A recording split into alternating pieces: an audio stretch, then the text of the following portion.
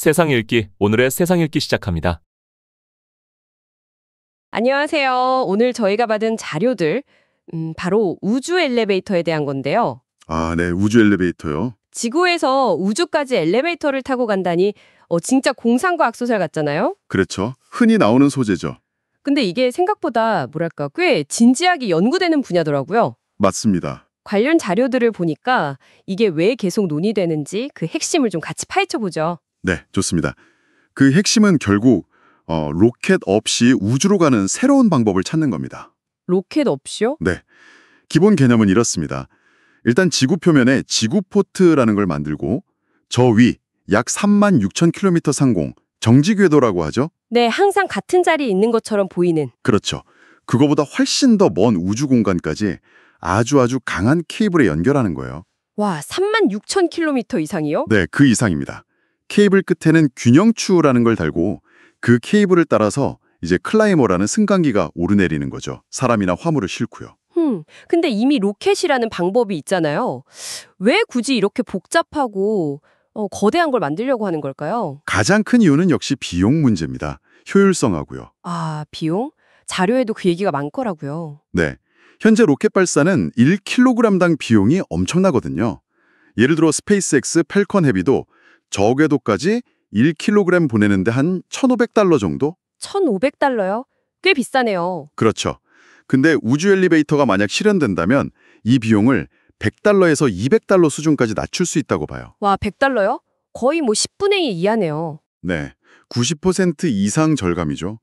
이건 단순히 비용 절감을 넘어서 뭐랄까 우주 개발의 판도를 바꿀 수 있는 거죠. 그렇겠네요.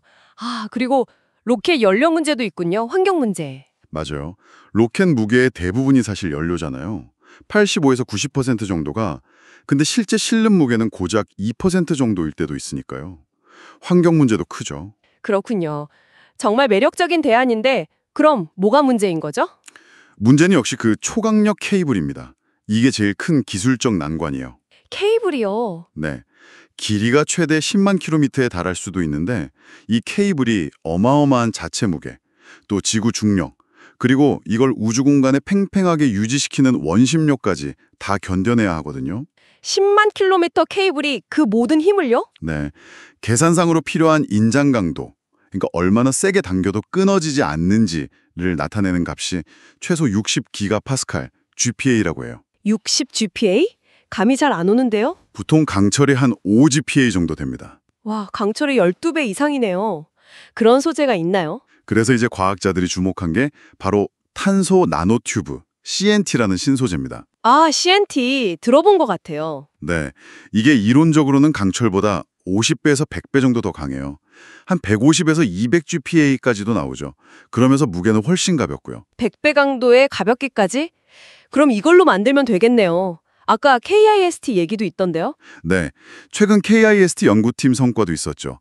강철 100배 강도의 무게 14소재 개발. 정말 대단한 성과입니다. 그럼 이제 거의 다 된 거 아닌가요? 근데 그게 아직은 아닙니다. CNT가 이론상으로는 완벽한 수보인데 이걸 수만 킬로미터 길이로 그것도 결함 없이 균일하게 만드는 기술이 아직 부족해요. 아, 길게 만드는 게 문제군요. 그렇죠. 실험실에서 만든 제일 긴 CNT도 아직 14cm 정도에 불과해요. 14cm요. 10만 킬로미터는커녕 갈 길이 머네요. 네, 대량 생산 기술 확보가 정말 시급한 과제죠. 물론 국제 우주 엘리베이터 컨소시엄 ISEC 같은 곳에서는 그래핀 같은 다른 소재 가능성도 보면서 5년에서 10년 안에는 케이블 생산이 가능할 수도 있다. 좀 낙관적인 전망을 내놓기도 합니다. 그렇군요. 이렇게 기술적 어려움이 큰데도 일본의 오바야시 건설사는 2050년 완공 목표를 발표했더라고요. 네, 아주 야심찬 계획이죠. 총 길이 9만 6천 킬로미터 케이블에 시속 150km로 가는 승강기.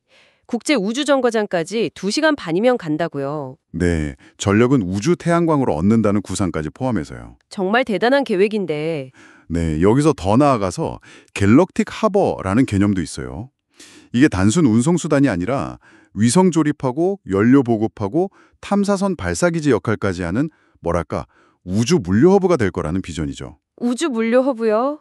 와, 근데 여전히 넘어야 할 산들이 많아 보이는데요. 케이블 말고도요. 맞습니다. 저궤도에 떠다니는 우주 쓰레기 문제도 심각해요.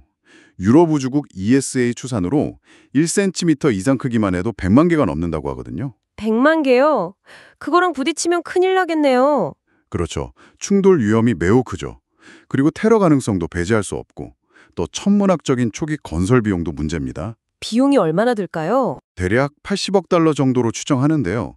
최근 발사된 제임스 웹 우주망원경이 100억 달러 들었으니까 어느 정도 규모인지 감이 오시죠? 네. 엄청난 비용이네요. 그러니까 일론 머스크 같은 사람들은 좀 회의적이군요. CST 강도 문제도 지적하고. 네. 특히 머스크가 개발 중인 스타쉽 로켓이 있잖아요. 그게 성공하면 킬로그램당 발사 비용을 10달러까지 낮출 수 있다고 주장하거든요. 10달러요? 엘리베이터 예측치보다 훨씬 싸네요. 그렇죠. 그러니까 어쩌면 로켓 기술이 더 빨리 발전해서 엘리베이터 필요성이 줄어들 수도 있다는 경쟁 구도가 생기는 거죠. 그렇군요. 그래서 다른 대안들도 나오는 거고요. 네. 예를 들면 지구보다 중력이 약하고 우주 쓰레기도 거의 없는 달. 달 표면이랑 달 궤도 사이에 먼저 엘리베이터, 스페이스 라인을 만들자는 주장도 있어요. 달에다요? 그건 좀 더 현실적인가요? 네. 기존 소재로도 가능할 수 있고 비용도 한 10억 달러 정도로 예상돼서 상대적으로 저렴할 수 있다는 연구 결과도 있습니다. 오, 아니면 뭐 스카이훅 방식도 있던데요? 아, 네. 그건 지구 대기권 상층까지만 케이블을 내리고 회전력을 이용해서 화물을 우주로 던지는 방식이죠. 이것도 하나의 대안이고요. 정말 다양한 아이디어들이 있네요. 네, 정리하자면 우주 엘리베이터는 인류의 우주 진출 방식을 정말 근본적으로 바꿀 수 있는 엄청난 잠재력을 가진 개념입니다. 이건 분명해요. 그렇죠. 잠재력은 정말 커 보여요. 하지만 이걸 실현하려면 역시 핵심 소재인 케이블 개발이라는 기술적 장벽, 그리고 막대한 비용, 안전 문제 같은 현실적인 과제들을 꼭 해결해야 합니다. 예전에 SF 작가 아서 씨 클라크가 우주 엘리베이터 질문에 사람들이 비웃기를 멈추고 50년쯤 지나서 실현될 거라고 답했다는 이야기가 생각나네요. 네, 딱 맞는 말 같아요. 그만큼 어렵지만 또 언젠가는 가능할 수도 있다는 희망을 주는 거죠. 네, 오늘 저희가 살펴본 자료들은 우주 엘리베이터가 이제 단순한 상상이 아니라 정말 인류가 도전하고 있는 과학기술의 최전선에 있는 과제라는 걸 보여주는 것 같습니다. 맞습니다. 여러분께서는 이 꿈의 사다리가 과연 현실이 될 수 있다고 보시나요? 역시 핵심은 CNT 같은 신소재 기술의 획기적인 발전일까요? 그럴 수도 있고요. 아니면 일론 머스크의 주장처럼 재사용 로켓 기술을 극한까지 발전시키는 게 더 현실적인 우주 개척의 길이 될까요? 네, 그것도 가능성이 있죠. 앞으로 우주로 가는 길이 어떻게 열릴지 정말 계속 주목해 볼 만한 흥미로운 질문인 것 같습니다.